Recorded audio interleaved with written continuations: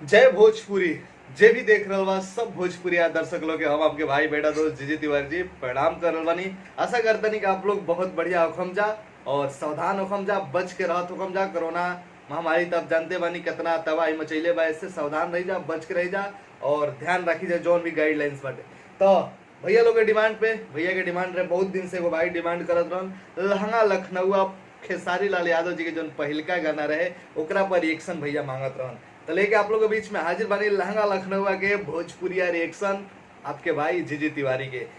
तो ये गाना अब रिएक्शन कोनो भी चैनल पर चढ़ सकता है, बीएफसी रिएक्शन या भोजपुरिया रिएक्शन पे। आप दोनों चैनल के सब्सक्राइब करम जा, सपोर्ट करम जा और प्यार आशीर्वाद देम जा। और हमारे कुछ पुरान रिएक्शन जो उनकी अलग अलग चैनल पर रिलीज होता रहे सब, तो वो आप लोग बस चैनल के ग्रो करावे खातिर रिएक्शन हो रहा बा, सपोर्ट करम जा, देखम जा।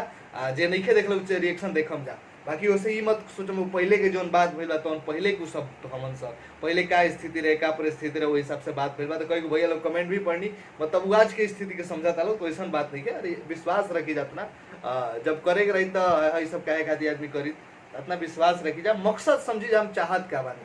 बाकी इन्होंने अब ज्यादा सोचम जा और नेगेटिविटी खाली निकालम जाता ना काम चली। तो चलिए रिएक्शन आप लोग के करे जा रहा बानी लहंगा लखनऊ। बाकी डिटेल आप तो जानते बानी।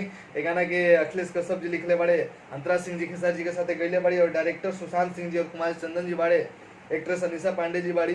और बवाल गाना बा, जबरदस्त गाना, ऑडियो वीडियो सब मिला के जबरदस्त बात। दर्शक के दिल में पता ना कितना मिलियन गईल बा, 235 के कितना मिलियन गईल बाटे। तो चलिए रिएक्शन शुरू कर जाओ, वो सब आप लोग जानी जा। बस हम आप लोग के काम करे नहीं, बस प्यार आशीर्वाद देते रह जा। जौन भी चैनल के जरूर सब्सक्राइब करम जा और नोटिफिकेशन ऑल करम जा, ताकि जल्दी से आप लोग के कोनो भी वीडियो चढ़े आप लोग के फटाक दे पता चल जाए, ठीक बा। और भाई के प्यार आशीर्वाद देम जा। हमारा ऑफिशियल चैनल को सब्सक्राइब जरूर कर लेम जा, जीजी तिवारी जी ऑफिशियल। वो पे भाई के गाना वीडियो आवत रहेला, तनी से प्यार आशीर्वाद देम जा, तनी से दिल के कोना में कहीं जगह दे देम जा। चलिए रिएक्शन शुरू करिए। हमरे में चश्मा बा, वाह लाल लाल लाल, अरे गजब वाह, बहुत दिन देखला हमरो हो गइल। अरे ये लोग ड्रेस देखी, लड़का लोग में ड्रेस देखी, लड़का लोग लड़की बनाइले बा, तो फिर शर्मा सोच के जाएगा। गली में गरदा गुड़ा बता चली, मचला लइकन में गाना जवान जवान। अरे बाबू हाय, गली में गरदा सरजी के ड्रेस चली, मचला लइकन में खला बाली, मारले नि सेंट जब हम कम कौवा। ए गोरी तोर पुरान के हकावे, हां ये लोग धमाका कइले वाला। गोरी तोरी चुनरी बझल कौवा, चांद अरे ये सही हम का करी, क्या करो मैं इतनी सुंदर हूँ, क्या करूँ जब आप सुने ना सही जा। जबरदस्त, बहुत जबरदस्त गा रहे हैं। एनर्जी एनर्जी बहुत ज्यादा, सबसे ज्यादा होती है क्या कैमरा एंगल है। एही पाया बाबू दुनिया फिदा बा, गौवा जवाहर हिले, शहर बाजार हिले, तोहर कैमरा एंगल करना पे बिहार हिले। अरे जी रैप भी करो तो बड़ा अच्छा लगेगा। हो विद्या कसम रैप करेंगे दिल जवानी कमेंट करिए। लगता कि पिक्चर सैल्यूट पर डायरेक्टर साहब के, लड़का लोग लड़की बनावे खातिर। अरे मुंह हकरा हटिया, अरे रजनीगंधा तुलसी खाए है न रे, ये गोरी तोरी चुनरी बझल कौवा, तो जान मारे लहनाई लखनऊ। चल हटा। गजब, ये सारे जी के सिग्नेचर होते हैं। गजब गजब पूरी मेरा गजब, सैल्यूट बा। अंतरा सिंह के टाइम भी देखनी है। अरे हटिए टाइमिंग कितना जबरदस्त है। हां ये तो जो करे लगा था झुमका पर झारखंड बापा गलाइल, पूर्वांचल के दिल नथिया पर आइल, अपना होता रले बा नजर रंगा बाज के, हरदी लगाहिले चिरई उड़न बाज के।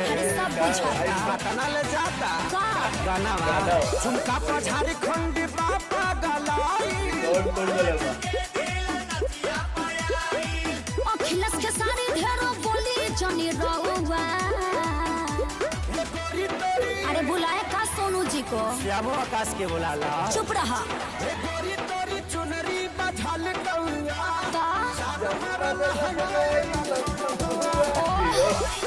आज तो मलांगा में जान मारते ना मनबा। बढ़िया ड्रेस लागल बनी सर। अरे करेक्ट बात अरे का मुआ का presented by Adi Shakti Films.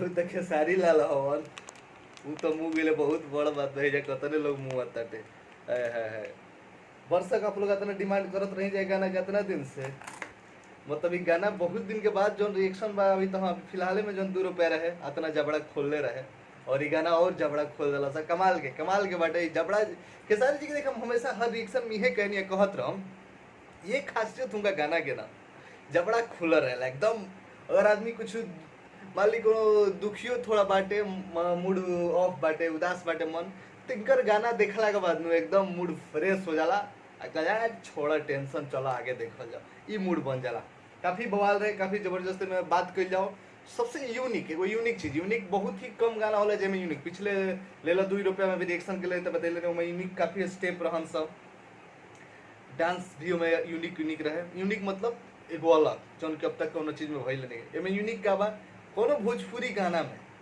सबसे बड़ी यूनिक जौन के लड़का लोग लड़की बना देले बा लोग सुशांत सिंह जी और चंदन कुमार जी जो डायरेक्टर बा लोग आप लोग धन्यवाद जी आप लोग बताइनी जा कि ये डायरेक्टर हा लोग तो पूछले रही कि डायरेक्टर के ये कॉमेडी फनी उनी में करत रहे ला लोग बोलबाजी भी कर लो काफी अच्छा लागेला और काफी जबरदस्त डायरेक्शन रहे जबरदस्त कोरियोग्राफी भी रहे डांस भी हमें बहुत मतलब समझी पूरा तरह से गाना एनर्जेटिक बाटे एनर्जी से भरल बाटे और खेसारी जी के भी हमें नया लुक और अवतार देखे के मिलल बाटे और फनी लुक लाग रहा है जोगर टाइप के लगा रहे धोतिया पहनले बड़े और ऊपर से कुर्ता डलले बड़े तो कमाल के लाग रहा बा और अनिशा जी तो सबसे शानदार लाग रहा बड़ी बवाल लाग रहा बड़ी और जो ललका घाघरा पहनले बड़ी और छोली जो घाघरा पहनले बड़ी वो तो और कमाल लाग रहा बढ़िया है मजा आ गया देख के सब कुछ मिला के बेहतरीन बा बाकी आप लोग रिएक्शन हमारे के कैसा हमारा कैसा लागल नीचे कमेंट सेक्शन में बताइए वीडियो को ज्यादा जरूर शेयर करम जा डिमांड करते जाते आप लोग व्यू कम से हम तो 10,000 के लाइक्स हो जाते हैं लोग 1000 लाइक देवे में बहुत कंजूसी करते हैं शेयर कर खूब दबा के जय भोजपुरी एकता बना के रखी।